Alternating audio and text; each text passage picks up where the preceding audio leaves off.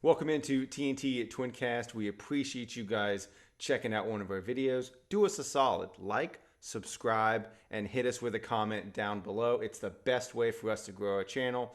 We appreciate you guys so much, and go Knowles.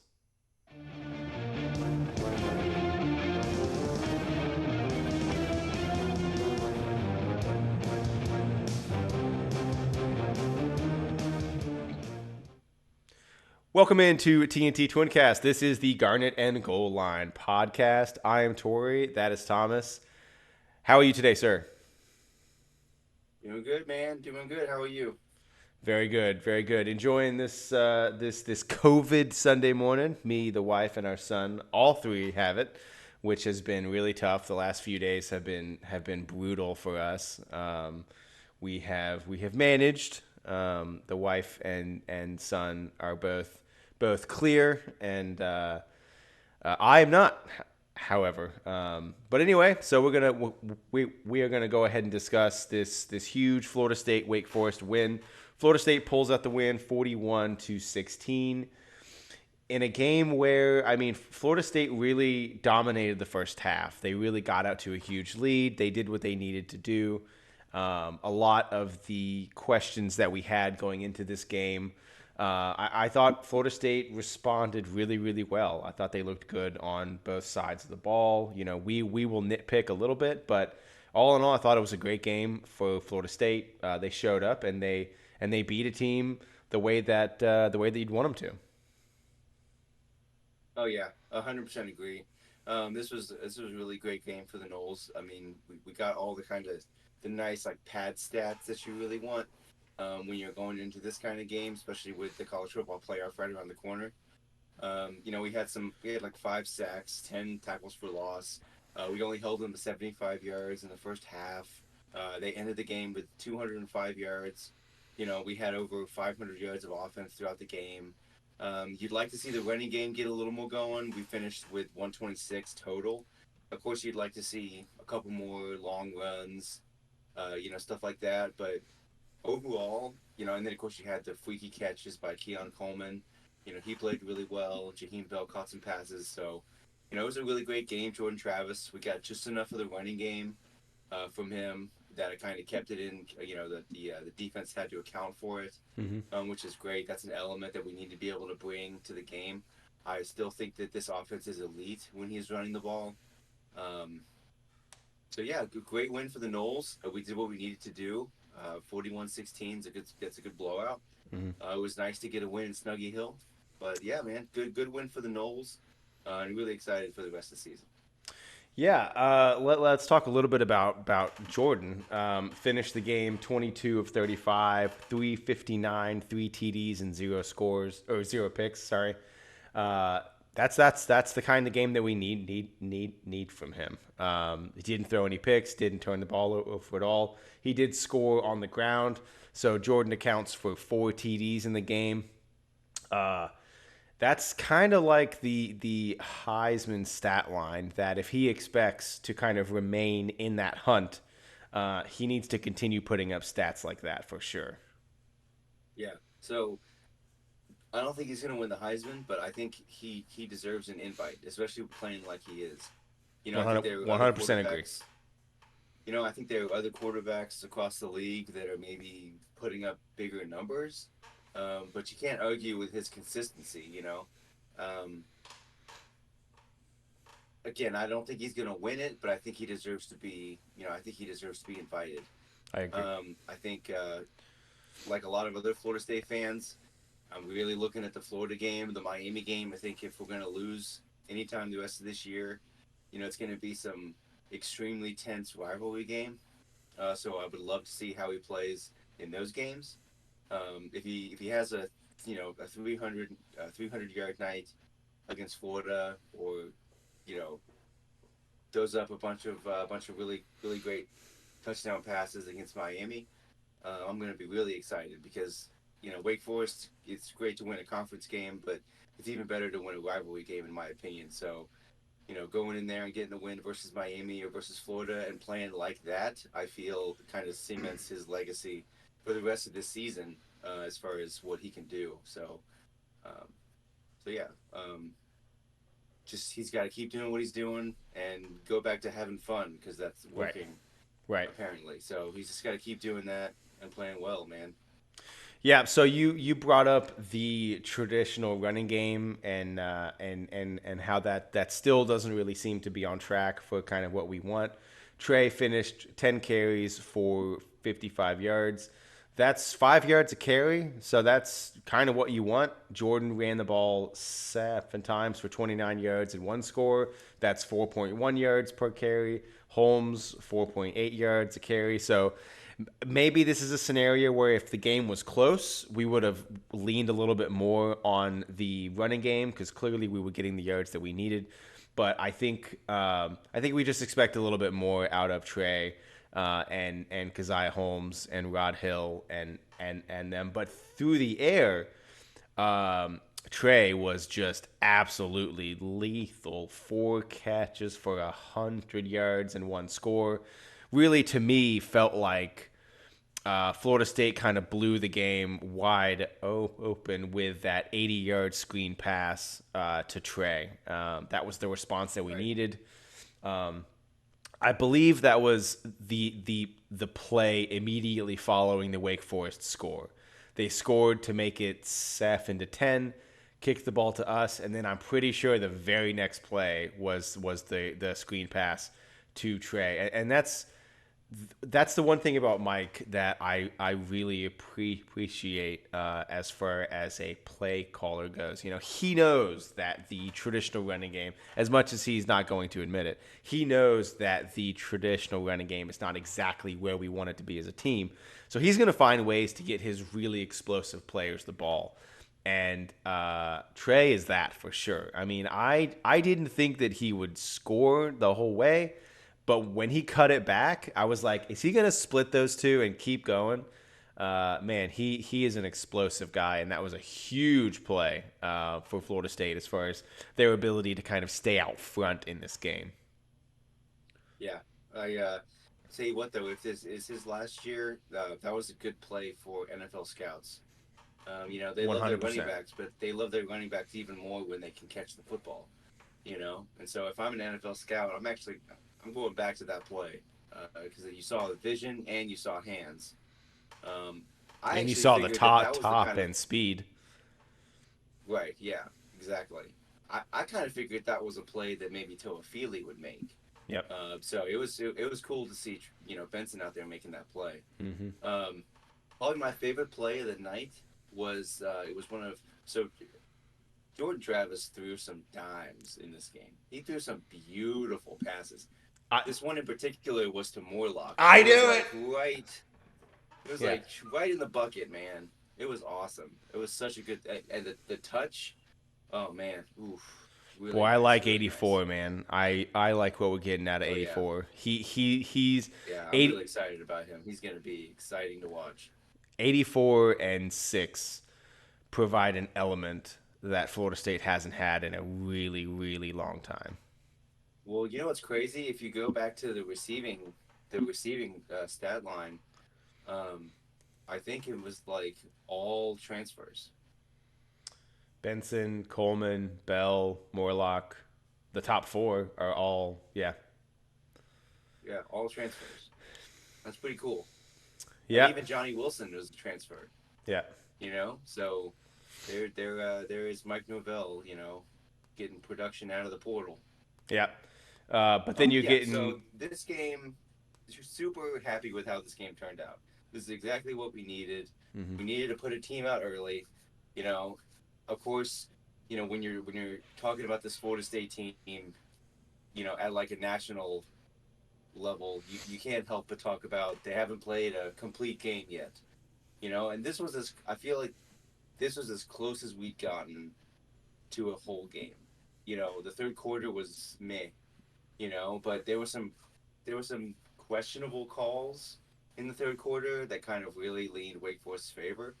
Um, but I feel like this was as close as we got into playing a complete game, in my opinion.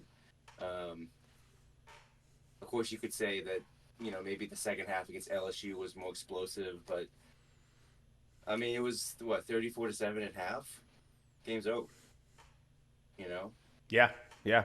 And the fourth quarter, about 75% of the fourth quarter, you had your backups in the game. So it's great for those guys to get the experience. For sure. Was there any other points you wanted to make for the Wake Forest game before we moved on? Not really. Cool. Just we got to blow out Pitt next week. Yeah, Go just, Knowles. just about to bring that up. So we have at Pitt this coming up Saturday. That's going to be a 3:30 game. Um, Vegas opened up the scoring at Florida State by 23. I think that kind of speaks to this Pitt team and kind of what they're dealing with.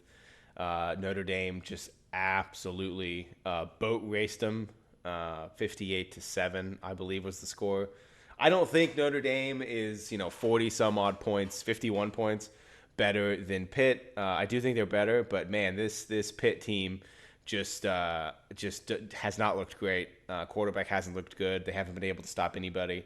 Florida State needs to go in there and play a similar game that they played to Wake, and go into the Miami game 9-0. Welcome in the Hurricanes to a rowdy Doak. What would your approach be to the Pitt game? Are you throwing the ball a ton? Are you trying to just boat race them in the beginning of the game? What's your thoughts on Florida State's approach to the Pitt game? I kind of want them to just do their thing. You know Yeah. what I mean? Like, you don't want to look ahead to the next game, but whatever you did with Wake Forest and Virginia Tech and Syracuse, and we've all kind of, it hasn't been complete games, but we've gotten the win, and it's been by more than a couple touchdowns. So just keep doing what you're doing. If the running game shows up against Pitt, the running game shows up against Pitt. But you can't deny, Coleman, Bell, Morlock. You got to get these guys the ball. Maybe Toafili has a special play. Just play your game. I don't think, just like you said, this Pitt team doesn't seem to be tremendously talented. So this might be a situation where we can just lean on our athleticism and our talent. So I would just keep doing what you're doing. Maybe try to mix in a little bit of the run with Jordan Travis, since that kind of stuns the defense and keeps them focusing on other elements of our offense. Mm-hmm. So I just say keep doing what you're doing. Yeah, I agree. I think that they need to put themselves in a scenario where they have the backups playing in the fourth quarter, much like they did in the Wake Forest game. So yeah, next week Florida State goes to Pitt in a game where they should really be able to put up some stats, blow them out, and get excited about that next week against the Canes. All right, so we're going to look at the ACC as a whole. I picked three really exciting games that I thought had a lot of impact on where we think the ACC is headed. First, we got the North Carolina Georgia Tech game that they played last night. Tech gets the win, 46-42. I watched the highlights of this game this morning, and Tech just wouldn't lay down. UNC kept scoring. At one point, the score was 42-32 with like 8 minutes left, and I'm like, okay, how did this occur? UNC goes to kick a field goal. I believe that would have made it 45-32. They missed that, and Tech drives down the field and scores, and then they just kept fighting. I really like what Brant Key is doing at Tech. They took a transfer quarterback from Texas A&M, Haynes King, and he's really developed. He's looked like a really good player for them. It's funny, the first half of this year, it didn't really look like Tech could really score any points. And they end up playing really well here, and end up scoring 46. I still believe that North Carolina defense is just not any good. And they won a lot of games, and everybody was like, "Oh, the defense is pretty good," and I'm like, "No, that defense is trash." And they just couldn't stop Tech from scoring. Excited for Brant Key. Tech is 4-4, which is great for them. A lot of people didn't even think they would win a game, so kudos to them. Brant Key continues to do a great job there, and yeah. Then we got Louisville Duke. Louisville wins 23-0. This one's tough. It was at Louisville. I really still don't think that Riley Leonard of Duke should have played. He didn't look like himself. I don't even believe that he finished the game out. Um, Louisville continues to win. They continue to rise up in the ACC standings, and it's looking like we're going to end up seeing Louisville in the ACC title, which is going to be great because at this point, well, it's going to be tough because Louisville plays Kentucky right at the end of the year. So the hope is they win that game and then go into the ACC title ranked, because if they continue to win, they'll probably end up in the top 10, which would be great for Florida State. That next game is a team that, man, really, really pleased with how they have turned out post the Florida State game, and that is Virginia Tech. They get the win 38-10 against a Syracuse team that has just totally fallen apart. Virginia Tech continues to see the fruits of a quarterback change. Kyron Drones continues to be an explosive asset for Tech. He's looked really good. He's improved a lot as far as throwing the ball, and he still has the ability to make explosive plays on the ground. So that is your all around the ACC. A look at the top teams as far as the Atlantic Coast goes right now. At number 1, you have Florida State. At number 2, you have Louisville. At number 3, you have Virginia Tech. Those two teams, as a footnote, those two teams played this Saturday. So it'll be really, it's in Louisville though, so I'm not sure. Virginia Tech is 0-3 when playing outside of Lane Stadium, so I'm not sure that bodes well for Tech. But you never know. They could go into Louisville and get that win, and that would really, really change things as far as the pathway for Virginia Tech to play a rematch against Florida State in the ACC title. So yeah, any thoughts on the ACC standings or any of the key games that I noted? I'm eating crow a little bit. For our listeners, I've been a pretty big Tar Heel homer. They've kind of been my ACC team this whole year, but kind of to your point earlier, the defense is just not good, and the defense really struggles to try to, keep other teams from scoring points. Um, do I think they've got a chance? I don't. I don't know. I don't know at this point. I feel like Louisville is kind of in the driver's seat of that second spot. I think it's going to end up being Louisville. I think they're going to beat Virginia Tech this coming Saturday, and they're going to kind of solidify that spot as number 2. So, if I'm thinking ACC championship right now with the way the standings look, I'm thinking Florida State, Louisville. Which, we'll speak a little bit on kind of our preliminary thoughts on that game, but I think that's a pretty good matchup for Florida State. I don't think Louisville has anything special at quarterback. Jake Plummer is kind of like a game manager type. And I think for a team like Louisville to beat a team like Florida State, you really need a guy that really moves the needle at quarterback. And I do not think You that need a Jake game Plummer's changer. doing that. Yeah. Yeah. You need a game changer. You need somebody who's going to be able to, especially with this defense, somebody that's going to be able to kind of take the game over. Yeah. I think that's what it's going to take for a team to beat this Florida State team. Yeah, for Florida State, as far as playing Louisville goes, shut down Jawar Jordan and shut down Thrash.